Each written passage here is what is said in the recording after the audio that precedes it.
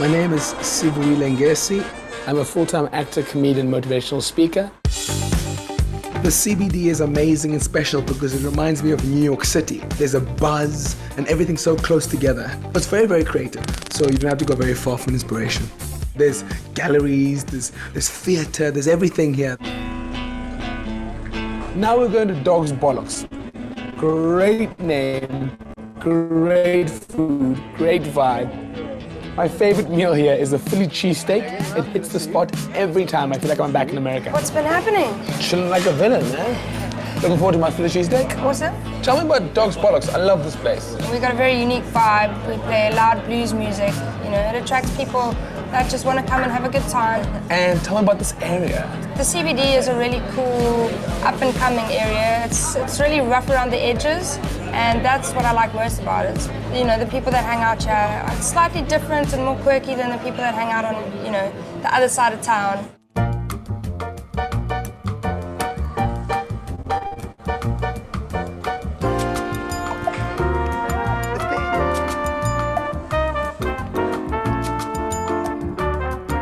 Now we're going to the Company Gardens, a great place just to relax and chill. It's beautiful just to sit around and do nothing, or just have a picnic, or just chill with someone you like. And the person I like the most is myself, so I'm only chilling there alone. I come here to, you know, clear my mind, have some thoughts, and write some comedy material. It's a great space, and it's quite inspiring. And the squirrels help me get perfect punchlines.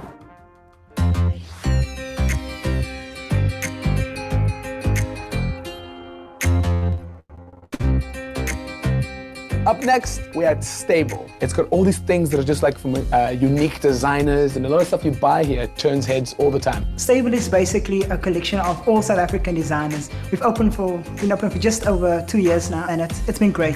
I've always loved interiors, and working with the very best in South African designers, it's almost a dream come true.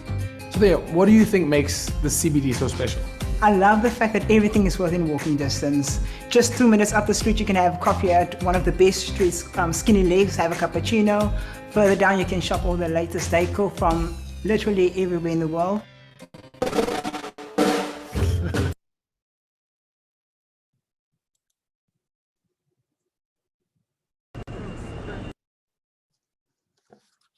Molo, Dumela, Goeiemorgen, Sawubona, Kunjani, hello. Wamkelekile, welcome. I hope you enjoyed that little bit of an introduction to some of Cape Town's central business district area. Right now, I'd like to ask you to please listen carefully to my friend and follow his instructions closely.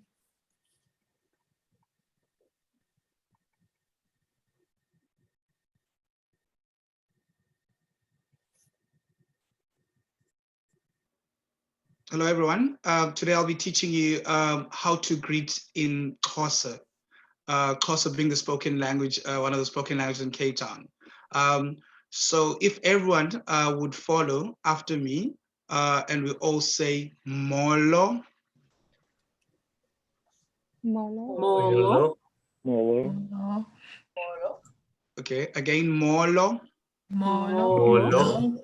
Molo. So if you're greeting one person, you say Molo. However, if it's more than one person, you say Molweni. So the person on your right responds Molweni. Could we try saying Molweni? Molweni. Molweni. Molweni. Okay. So you guys will say Molo to me. I'll say Molweni. So you guys can start first. Molo. Molo. Molweni. We'll move to the next slide. So that's just to say hello to a person. Now, asking how the person is, first it's Molo, which is hello. Then you ask Unjani. Can you say Unjani? Unjani. Okay, let's put the words, both words together. Molo, Unjani. Molo. Unjani. So that is hello, how are you, right? Then the person would respond to you and say, it's got 4 syllables. So this is a bit tricky now. It's so you say ndi, pilile. Let's try that. Ndipilile. One more time. Ndipilile. Ndipilile.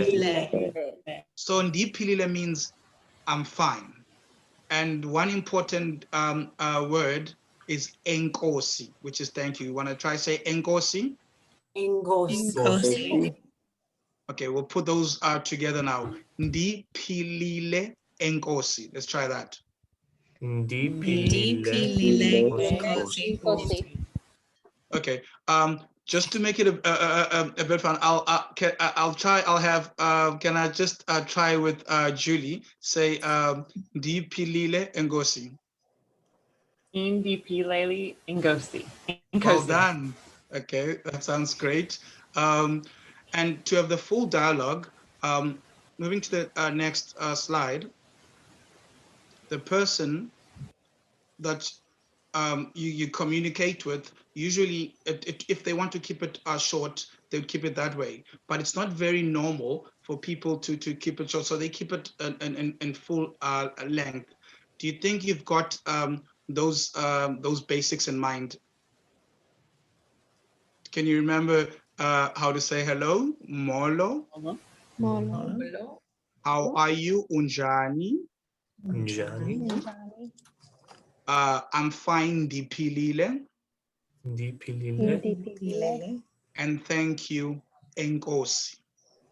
Nkosi. Okay. We'll move on to this next slide again. And the next slide is the poll to see if you can remember what what you were taught a couple of minutes ago. If you can answer from the two people speaking and the one person.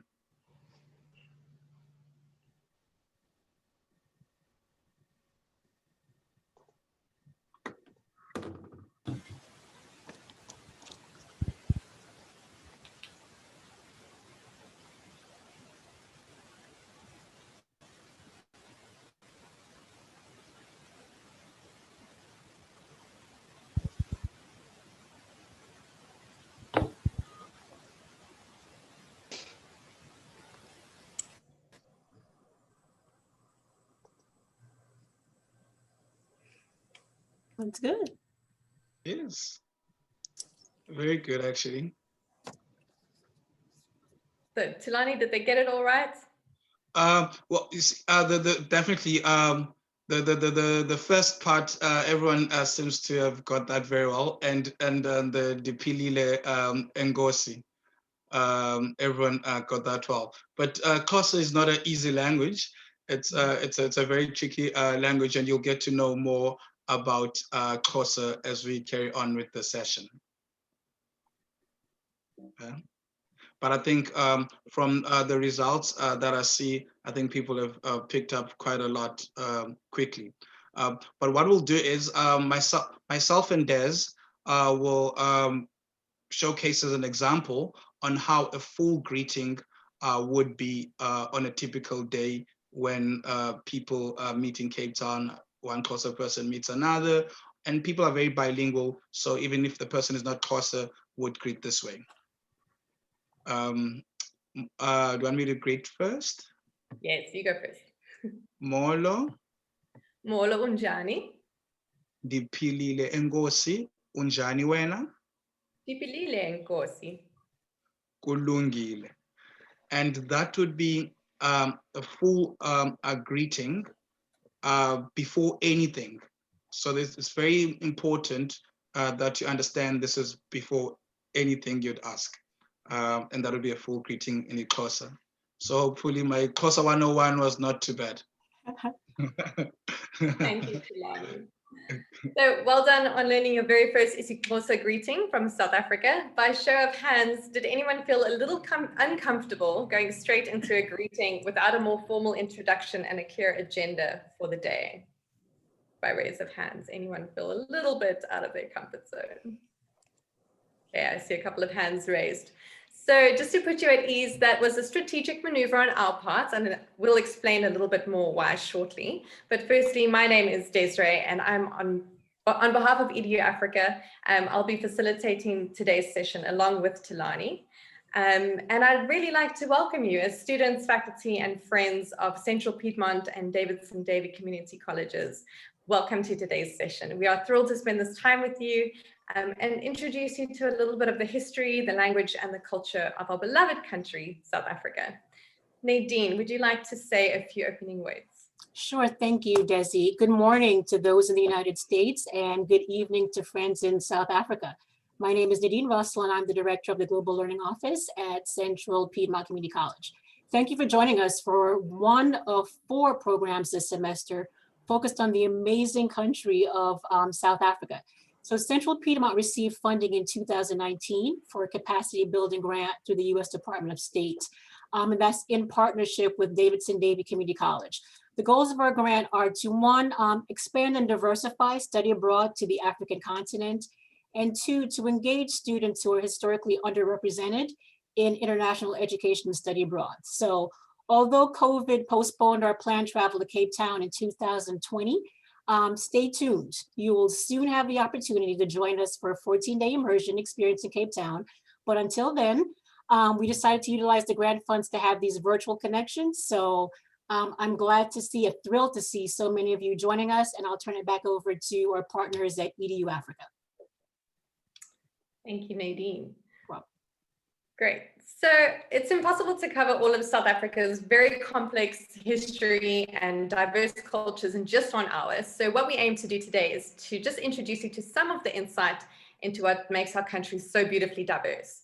So in this session, we'll cover the importance of greetings. We'll take a brief look at stereotypes and our geographic location, share some insights into the origins of our cultural diversity and how the apartheid history has affected society today. We then ask the question, what does it mean to be South African, before introducing you to some special communities in Cape Town. So a quick look at our house rules. Just a reminder that the session is being recorded. Please do keep your cameras on where possible. We do understand if you need to turn it off, but we do like to be able to see who we're interacting with. Please do keep your microphone muted unless we do ask you to unmute and share.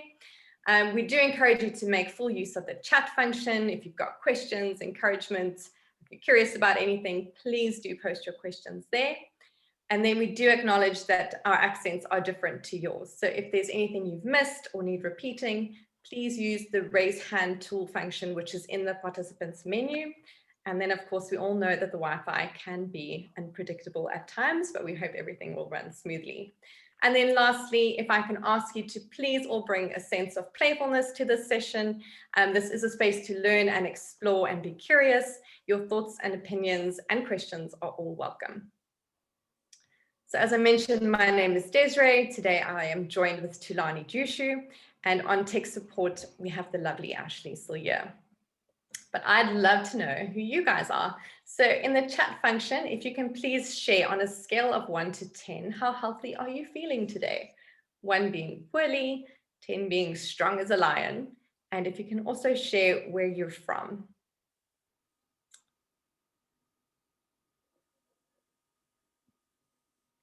Okay, lots of 8s and 10s. Great, 7s, 99. Okay. Eleanor, can I please ask you to unmute and share why you're feeling like a 99, or was that a typo?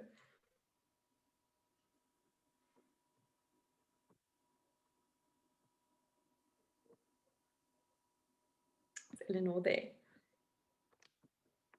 Yeah, I'm sorry, that was a typo.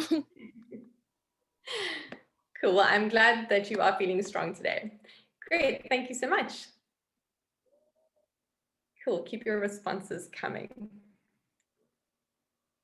Cool, once again, by show of hands, did anyone find it unusual that I asked you to share about your health before anything else? Can you raise hands, anyone? Can anyone hazard a guess as to why this was the case? Kate, I saw your hand go first, so can I ask you to unmute and maybe take a flyer? I guess it's probably because I'm not feeling so well that I was like, oh, she's asking about my health on a day that I don't feel good. But I don't know. I guess to gauge that and to gauge you know, how well folks are going to participate if they, you know, just to understand like, oh, someone might not be feeling so well, so I might need to let them be and then we'll call on someone else or I have no idea. So yeah. Cool. Well, thank you so much for taking a guess. I really do appreciate that. In a nutshell, it actually speaks into Africa's wider collectivist culture and spirit of Ubuntu, where relationship and a sense of connectedness is highly valued above things like time and agendas. So punctuality, deadlines, and personal needs are generally less important and are given more flexibility than things like group harmony and well-being. I'll let Talani explain a little bit more about the importance of greetings and how we show respect when doing so. Okay. The importance of greetings within the Xhosa culture and the African culture is very fundamental. It sets the tone on how the people that you meet will perceive you. So in the case that you do not greet the person before asking or speaking about anything, that can be taken in more suburban areas as rude or impolite. And once you move to more rural areas, then that can be taken as very disrespectful and inhumane. Talking about being inhumane, it might sound a bit harsh in that sense, but the spirit of South Africa is around Ubuntu. Ubuntu is a philosophy of being humane. So you show respect, you value each and every individual, and the indication of greeting first is one of the signals that you are dealing with the person who has Ubuntu. But Ubuntu also symbolizes that no man is an island. You are because I am, or I am because you are, right? And that spirit is the spirit that unites South Africa together. However, because of the diversity we have in South Africa, so when it comes to the Xhosa culture, it is very important when you greet a person, let's say a elder, a father, a person that you could see, this could be a father to you, you say molo tata, enkosi tata, or if it's an older a woman that you could see, it could be your mother, you say molo mama, enkosi mama. That has to, if it's your older brother, you use buti. If it's your older sister, then you use sisi. And that is a huge indication of respect to the person that you're speaking to.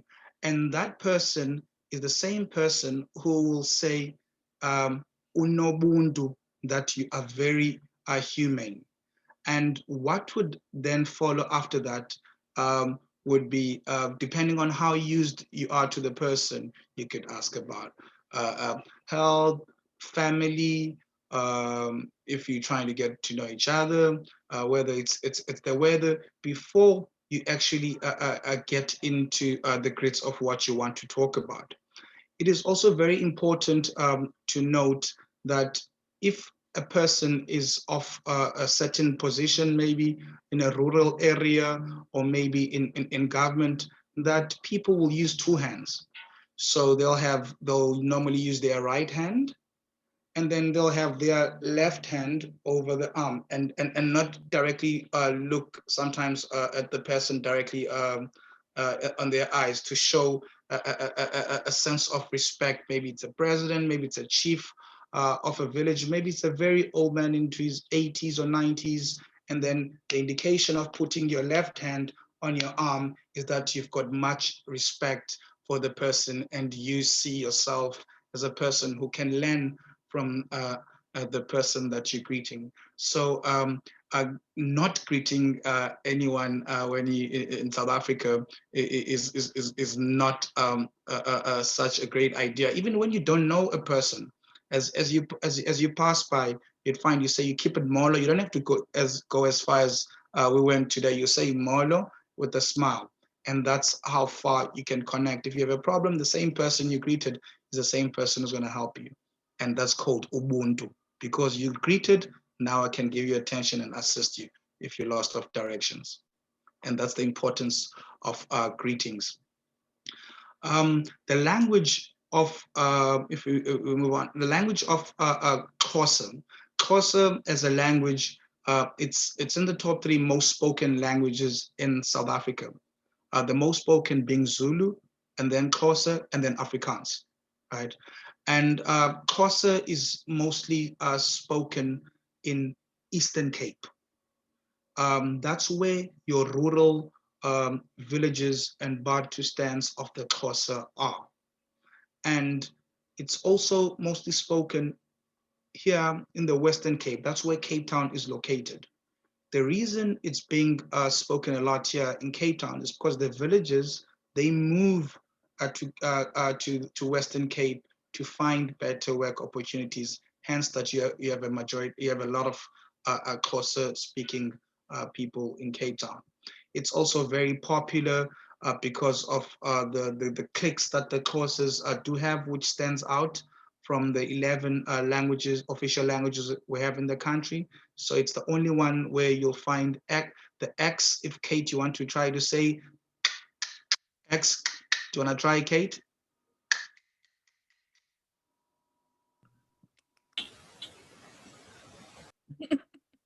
Okay. Am I the only Kate on the call?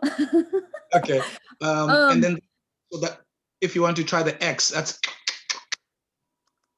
or say Xhosa. Like that? Xhosa. Yeah. So and then if that's the X, and if Nadine, you want to try saying, that'd be the C. I have no idea how to say that. So that's, you can say itli, that would be an earring. Inli, that would be something Okay. small, for example. And that makes a Xhosa very unique, but the Q becomes the most popular with the, and that you won't hear very much from the other 10 languages, but you'd get it more. I'm sure you'll be briefed about the sen and the kois. That's where you'd find such sounds, but not very common today, but you'd find that in the Xhosa language. And popular people who speak Xhosa will be your mother tongue speakers will be people like Nelson Mandela is a mother tongue Xhosa speaker, and Desmond Tutu. So we've got 2 people with Nobel Peace Prizes that speak Xhosa as a mother tongue. And I hope that gives you more. Great, thank you so much, Tilani. That was really informative. Everyone at CPCC and DDCC, can I please ask you to share another question in the chat? What is the first thing that comes to mind when you think of South Africa? Please don't think too deeply. I just want first initial responses. Okay, I see Nelson Mandela, diving with sharks. Oh, Suzanne, dear friends. Luke, can I please ask you to unmute and share what you think of first? Yeah, mask. Sorry? Of the Boer Wars, because I like history. So. Okay. How much do you know about the Boer Wars? I've studied it a little bit, but not too much. The Boer Wars and the Zulu Wars. Okay, great. See lots of Nelson Mandelas coming, lots of animals, penguins on the beach. Great, those are brilliant responses. Next, can I please ask you to share in the chat function again? Number 1, have you ever met a South African? And then following that, please use 1 to 5 words, whatever you're comfortable with, describing what you understand about the South African culture. How do you see the culture?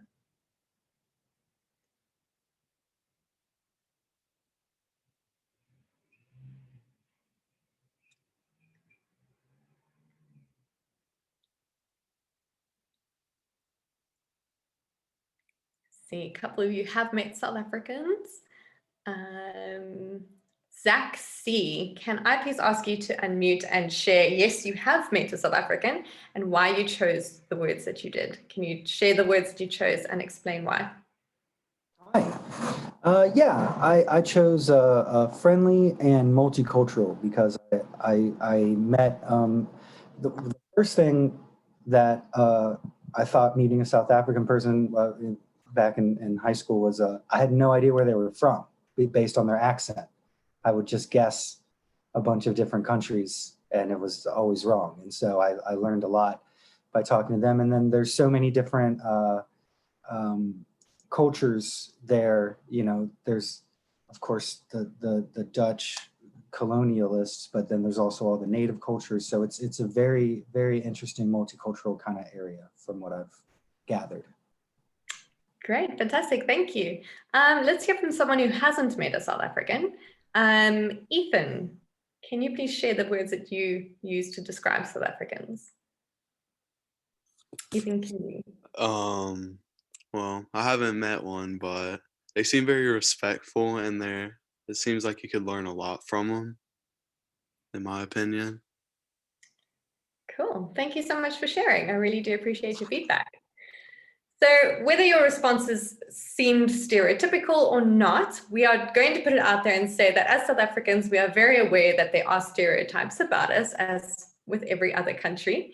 So we don't oppose stereotypes. They certainly do have their place, and we really can take a laugh at ourselves as well. So we're not going to take ourselves too seriously, and we welcome stereotypes that you're willing to share.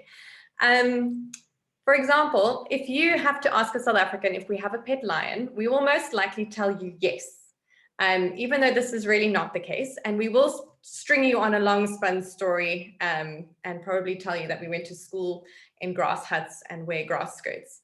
That's really not the case. But I did have to laugh, however, when I came across this the image that you can see on your screen with the lions that a friend had recently posted on Facebook from a community where her husband grew up. Now, this does serve to reinstate the types of stereotypes that we are accustomed to, but just to know this is a private residence near the Kruger National Park, and it's not really a reflection on most of South Africa. But it's very easy to think in stereotypes. Our hope is that, though, through this session, we really want to encourage you to think beyond what you think you know and develop a curiosity to discover more. So let's look at our geographic location. So as you can see, and as the name implies, South Africa is found at the southernmost tip of the African continent. It is roughly the size, twice the size of Texas, so that you get an idea of the scale of it. And it does cover a multitude of climates and terrains, from deserts to forests, tropical, Mediterranean. It's got lots of diversity in terms of its terrain. Now, Cape Town, which you'll see down here on the west coast, that is where a lot of our attention will be focused today. It's a pivotal part of our history, and also we'll be looking at more of the communities later on. How many countries can you see bordering South Africa? Does anyone want to post their responses in the chat, maybe? 5, 6, 4. So there's 6 countries bordering South Africa. These are namely Namibia, Botswana, Zimbabwe, Mozambique, Swaziland, and Lesotho. It's important to remember that these borders are actually completely man-made, and historically ethnic groups really traveled across these borders quite freely. Each of these countries have their own unique languages and cultures and traditions, but they do have an influence on South Africa's diversity as well. Tulani, can you please share some insight as to areas on the map where most of the different languages are spoken? Yes, thanks. I'll start off with Cape Town.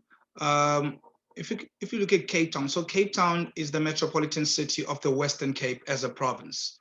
And in Cape Town, the 3 official languages are Afrikaans, English, and Xhosa. And as a result of earlier on, someone talked about the Dutch settlers and and then the British settlers. Hence, you've got Afrikaans and English being spoken a lot in Cape Town. And if you move along the East Coast, which is Port Elizabeth, Eastern Cape, that's the metropolitan city in Port Elizabeth, metropolitan city for Eastern Cape, and that's where you find most of your Xhosa people. We say Emaxhoseni, by the Xhosas, and the Xhosas, to find work, they move to the Cape, which was the closest. Hence, you've got a lot of Xhosa speakers. But if you move further up the East Coast, you see Durban. So Durban is the metropolitan city for KZ and KwaZulu-Natal. That's where you'll find mainly Zulu-speaking South Africans, but you will also find a number of Indians that live within KwaZulu-Natal who came down for sugar cane farming. Next to Durban, you will see on your left Johannesburg. Before I get to Lucy, you'll see Johannesburg. So Johannesburg has also a high number of Zulu speakers, and that's caused by the Zulu people come from villages and they go find work in Joburg as the economic hub of the country. But Joburg, next to it, has Pretoria, but Pretoria is the capital city of South Africa, and they fall within the same province which is known as Gauteng. But Pretoria has Afrikaans and it has Tswana as the main two most spoken languages. And as a result of having that, you get to understand that next to, if you look, there's Botswana. Next to Botswana, you've got Northwest, and that's also Tswana speaking areas who then move to your Pretoria area, which increases the number of speakers of Tswana. If we move centrally, you have Bloemfontein, right?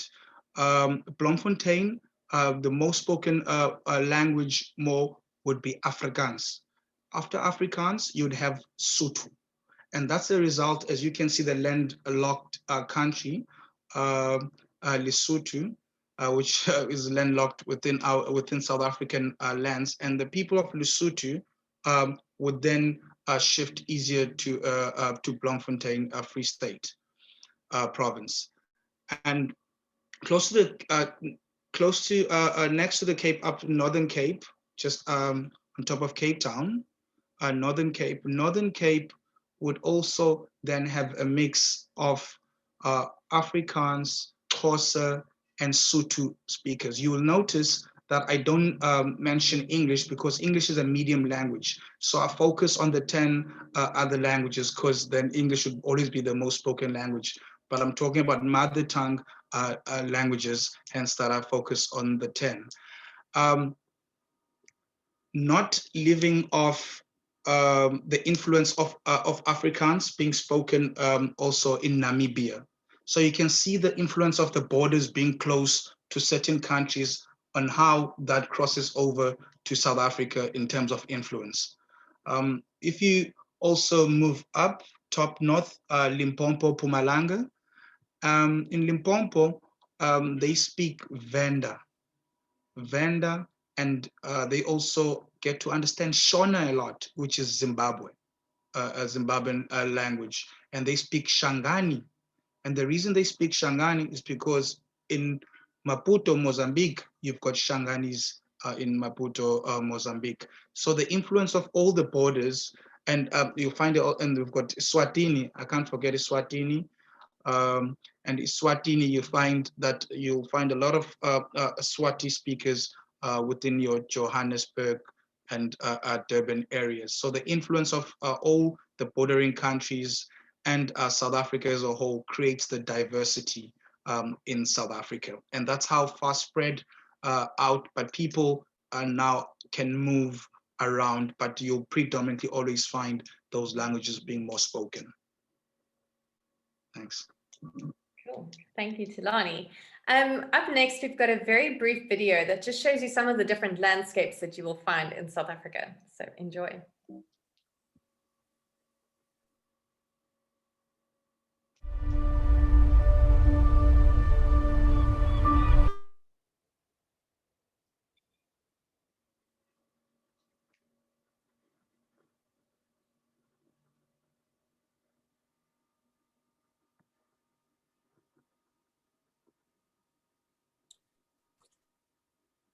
Desi, the screen is frozen here.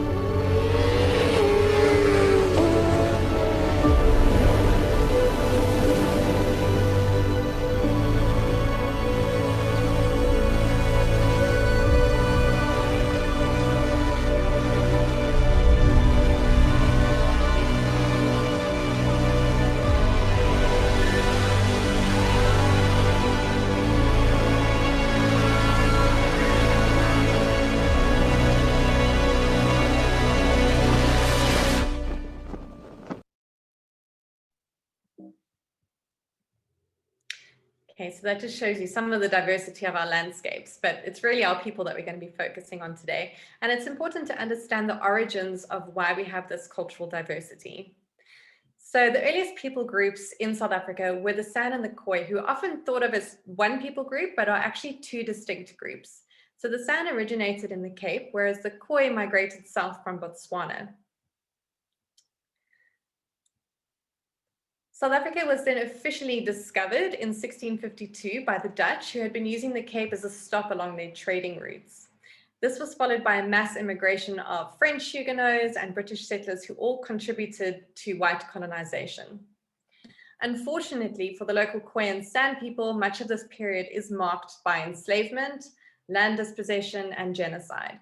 The Khoi and the San make up a very small portion of today's South African population, but having been the first people of the land, many groups in South Africa and actually the rest of the world draw their lineage from both the Khoi and the San.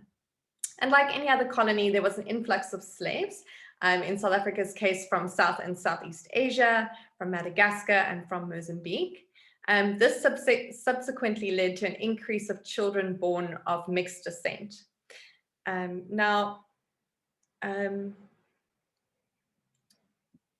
What's also interesting to note is that a lot of Afrikaans people these days still carry their Dutch and French heritage in their surnames.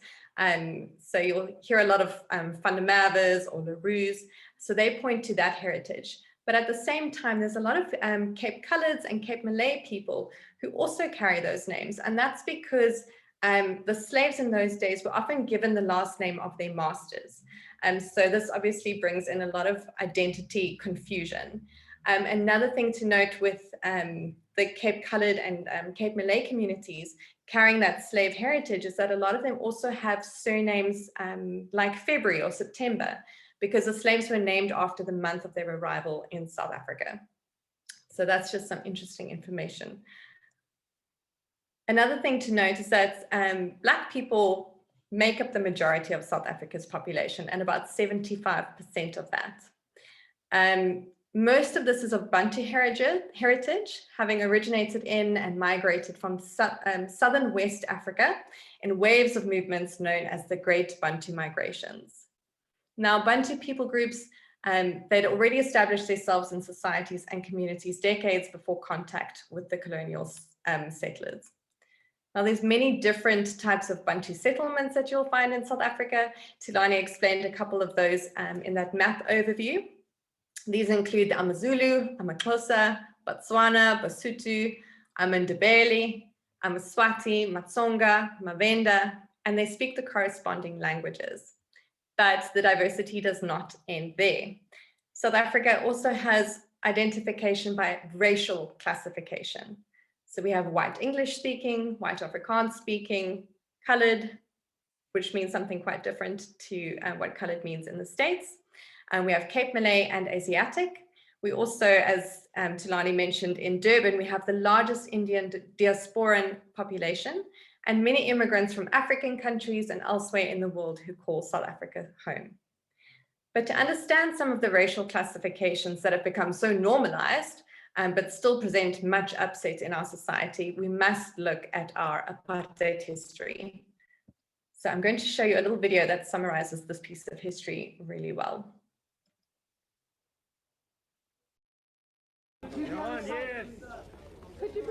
On April, cast his vote in the first free and democratic elections in South Africa, marking the official end to racial oppression and apartheid rule. Apartheid, a term we've heard before, but what exactly is it? The word itself stems from the South African dialect of Dutch Afrikaans and literally means apartness. But for millions in South Africa, it held a much darker reality.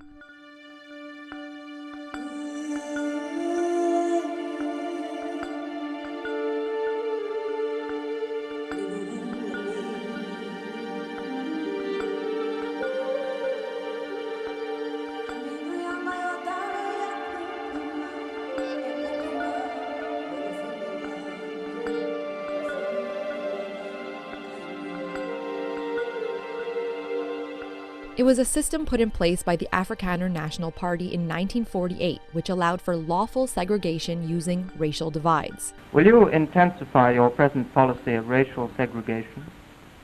The policy of, what do you mean by intensify? Whether any further measures are to come, it's impossible for me to say at the moment. I do not know of any. The policy governed South Africa for nearly 50 years, but racial segregation existed long before apartheid even began. In 1913, the government passed the Natives Land Act, limiting Black African land ownership to 7% and restricting them from buying or occupying land except as employees of a white master. More than 3 decades later, the practice of systematic racial segregation was given the name apartheid and was extended under the government led by the National Party. The party's goal was to separate South Africa's white minority from its non-white majority, in addition to separating non-whites from each other. They did this by putting in place hundreds of race laws touching every aspect of life, preventing equal opportunities for basic human rights to people of color, including dictating where they could live, work, go to school, all based on their race. Interracial relationships and marriages were illegal, and perhaps most importantly, non-whites did not have a right to vote. All these laws after 1948 had one purpose in mind, and that was to ensure that the 4 million whites in South Africa had all the resources, the wealth, the jobs, the mines concentrated in their hands. The Race Classification Act put people in 4 different categories: white at the top, followed by Indian, colored or of mixed descent, and black at the bottom. And within those groups were subgroups, further segregating ethnic and tribal groups. A number of pseudoscientific tests were used to classify individuals suspected of not being European. For example, the pencil test. This involved putting a pencil in an individual's hair. If the pencil fell to the floor, they passed the test and were considered white. If it stayed put, they were considered colored. Black South Africans were forced to carry identification at all times known as a passbook. Resistance to apartheid laws came in the form of mostly non-violent political protests. Together, freedom fighters like Nelson Mandela, Oliver Tambo, Walter Sisulu, and Ahmed Kathrada started to play an important role for both the African and Indian National Congress parties. In 1952, they began a defiance campaign calling on people to purposely break apartheid laws in order to get arrested. People of color got onto white buses, used white toilets, and entered white areas. Their hope was that the high number of prisoners would cause the system to collapse. But it did not. Thousands ended up in jail. And in 1953, the Public Safety Act and Criminal Law Amendment Act were passed to impose even more severe penalties for demonstrating against the law. On March 21, 1960, a protest against the use of passbooks turned violent in the black township of Sharpeville, when police opened fire on unarmed protesters, leaving nearly 70 dead and 180 wounded, including children. A state of emergency was declared nationwide, and opposition political parties, including the ANC, were banned, forcing many to move their fight underground. There are many people who feel that it is useless and futile for us to continue talking peace and non-violence against a government whose reply is only savage attacks on an unarmed and defenseless people. By 1964, most resistant leaders, including Mandela, were sentenced to life imprisonment following the infamous Rivonia trials, which drew international attention. Eventually, a tide of global pressures put the government in a difficult position. The world was changing. The Soviet Union had collapsed, and that was a major movement. There was increased calls for the divestment of companies from South Africa. There was a global movement to boycott South Africa. Coupled with unrest within the country and the continued armed struggle, negotiations began between the ANC and the National Party. Slowly, apartheid began to dismantle. In 1990, at the age of 71, Nelson Mandela was released from prison. I stand here before you not as a prophet,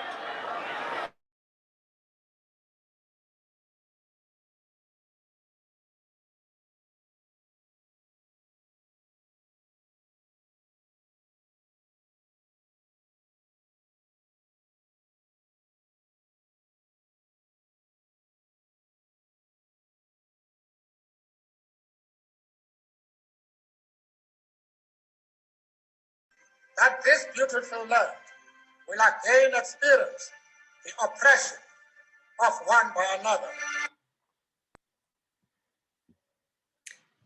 Great. So more than simply the right to vote, our new democracy post-apartheid gave access to certain human rights and a new hope for unity and equality within our country. But that's not to say that we don't have struggles and everyone always gets along. There continues to be huge inequality around a lot of social and economic issues like land displacement, employment, and education. And these are often still largely along color lines. But in terms of what it means to be South African, we still very much grapple with issues of race and identity. The following video attempts to address some of these answers.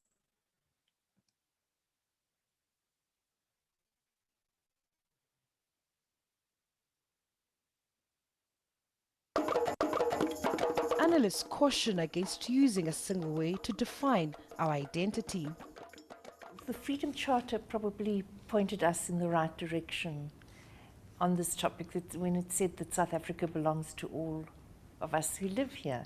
Because we do have many different groupings of people with very different kinds of connections and relationships to the country. And if you were to try to take any one of those and make that sort of like the way to be South African, it would involve an incredible amount of violence, actually. This is a country with 11 languages and a multitude of different colors, races, shapes, and sizes, together with a melting pot of different and equally celebrated cultures. This all makes it difficult for citizens to find a common point of defining themselves as a collective. And this in turn raises the question whether the Rainbow Nation is a reality or just an elusive dream. I like to think of the analogy of a kaleidoscope. I know we talk about a rainbow nation, but I really think that we need to loosen up that image and think of it as a kaleidoscope, you know, where all the colors come together in different patterns every time that you move the kaleidoscope. I would move away from colour altogether, because this insistence on colour is ironically what undoes it. Because when people start talking about skin tone, they have to add to that a whole series of other things, because when you go into shopping malls, there are varieties of South Africans all around. We buy the same bread, we buy the same milk. These are the rituals we have in common. These are the things that bind us together, that make us South Africans in this history. As South Africans continue to live side by side, there's hope that as our democracy matures, our kaleidoscope of cultures will nurture a tolerant, stronger, and patriotic nation. So at the end of the video, they referenced Heritage Day. This is a very special day on our calendar. Tulani, can you please tell us a bit more about it?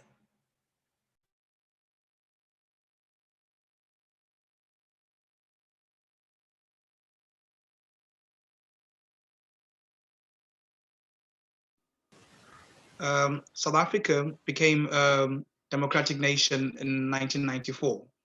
And one of the major goals that Nelson Mandela and Tastadi had was to unite the nation.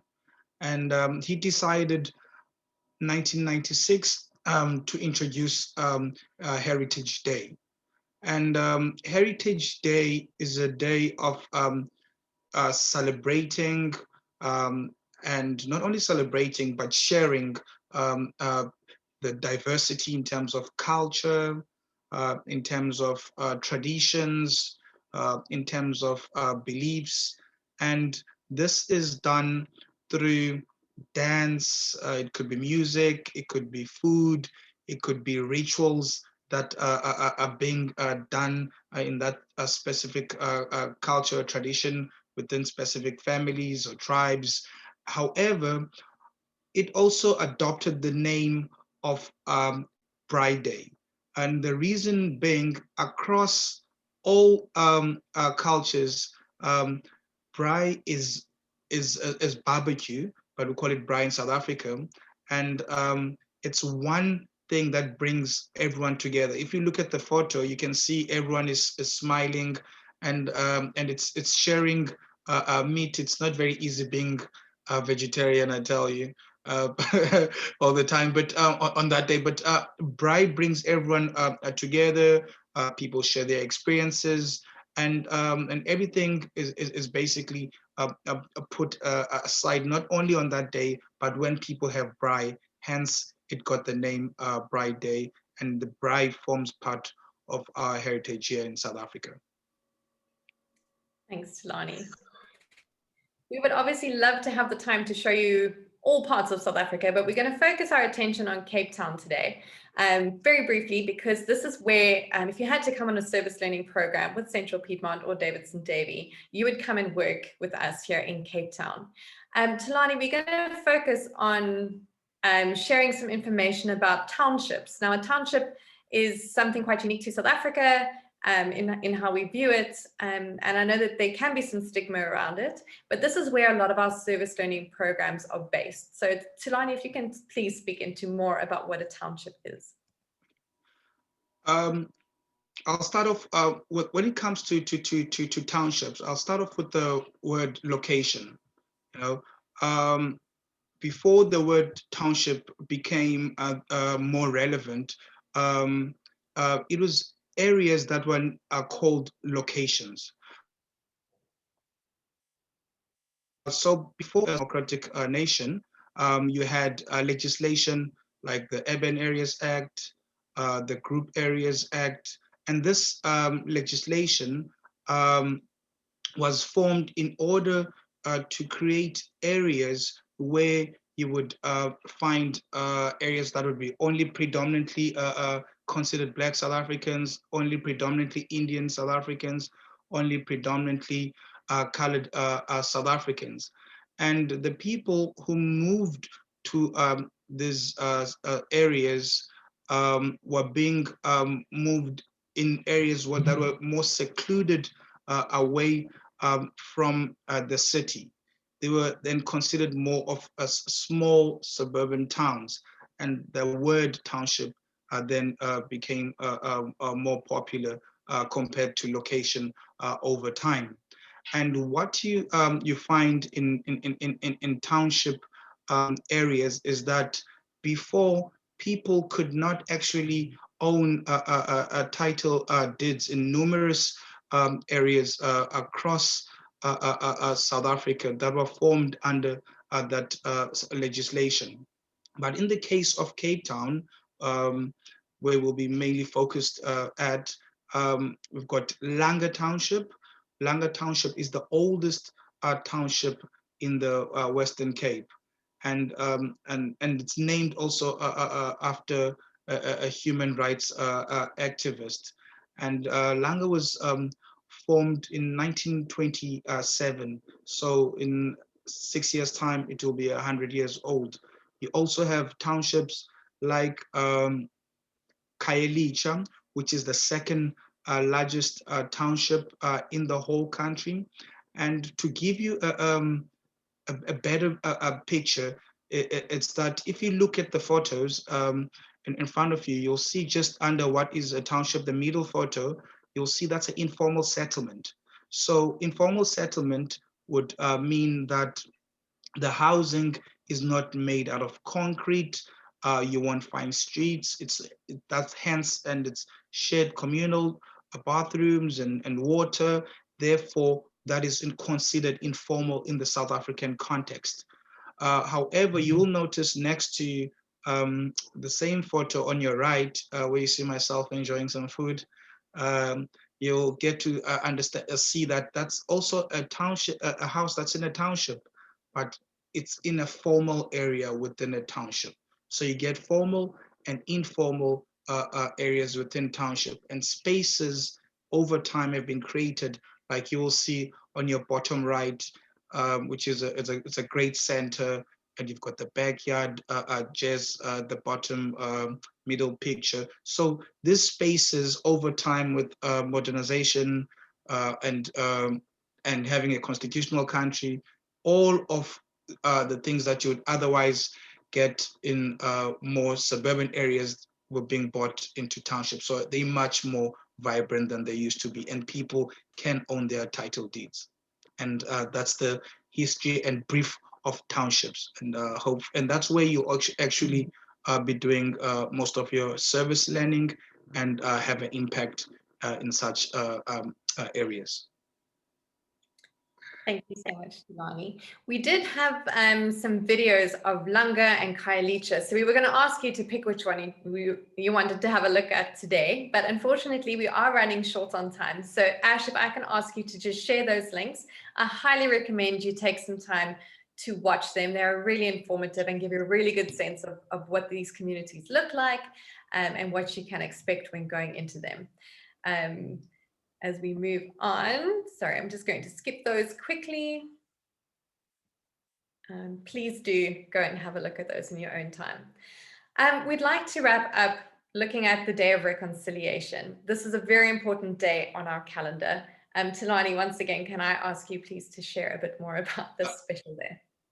Yes, thanks, Des. A very important day. The Day of Reconciliation was also introduced after 1994, and it was introduced in 1995, to be exact, by Nelson Mandela.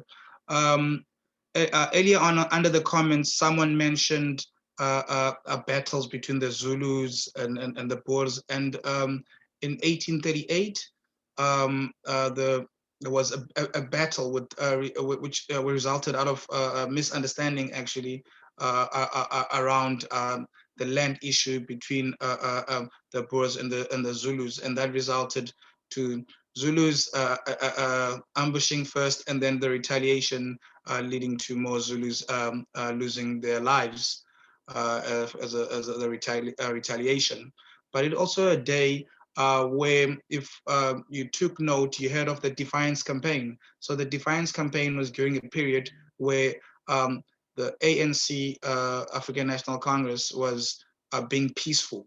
So they didn't have an army around 1953, 1955. It was a peaceful protest against apartheid. But then after 1960, because of what happened in the Sharpeville massacre, they decided in 1961 to form what is known as Umkhonto weSizwe, which is spear of the nation, and that was the military wing that then had to be trained outside South Africa, people exiling because they were obviously a threat to the nation under the laws at that time. Therefore, South Africa had to take a stance on, is this going to be a day where we remember South Africa as an aggressive nation that wants to fight, or is it going to be a day that we choose the better side of what happened, which is nation building and reconciliation as a country? And you would get to know as well that we had the Truth and Truth Reconciliation Council in South Africa in '96 as a follow-up from '95 from this. So reconciliation and nation building is of essence into our country. And those four hands that you see, if you look in finer detail, that you would see that it's all the different races you would find in South Africa, and we always reconciled in the national building together. And today it's a public holiday, just to add that part. It's a public holiday on the 16th of December. Yes, and anyone who works with South Africans will know we have quite a few public holidays, but this is a particularly special one. Thank you, Thulani. Right, so this brings us to the end of our session today. It's amazing how quickly an hour can fly by. We really hope that this has spurred your sense of curiosity to explore more of South Africa, about our history and our culture. We do really value your feedback, so please keep an eye out in the chat for a brief response form, and if you'd consider taking a few moments to share your thoughts with us, we'd be much appreciated. Nadine, would you like to share any final thoughts and information about the upcoming Spring Connections? I will let Suzanne do that. Great. Yes. Hi, everyone. I'm Suzanne LaVenture. I'm the Director of International Education at Davidson-Davie. And first of all, I want to thank Thulani and Desi for an excellent presentation. Nadine and I had the great fortune to do a site visit to South Africa, and it's just, a wonderful country that we fell in love with wonderful people. And, it's our greatest dream to be able to take students there and share this country and the people with them. So if you're considering studying abroad, we definitely encourage you to consider going to South Africa, and we are available to answer any questions. We do hope you'll also tune in for our next virtual event, which is Friday, February 19th. And it is a discussion of Trevor Noah's book, Born a Crime. So if you go ahead and register for that session, you can notify us and we'll provide you with a copy of the book. If you don't know who Trevor Noah is, he's a very popular comedian and late night show host in the United States. And his book is really wonderful. It's informative and funny at the same time. So thank you for your attention today. Please do fill out the survey. And maybe in the chat box, you can take a minute to thank Thulani and Desi as well. Thank you so much, Suzanne. It's been such a pleasure spending this time with you. Thank you so much for all of your feedback, for your interaction. We could not have done this session without you and your engagement. So thank you so much. Inkosi, as we say in isiXhosa, Inkosi. We really appreciate you being here. And we look forward very much to the other spring sessions that we're doing with you.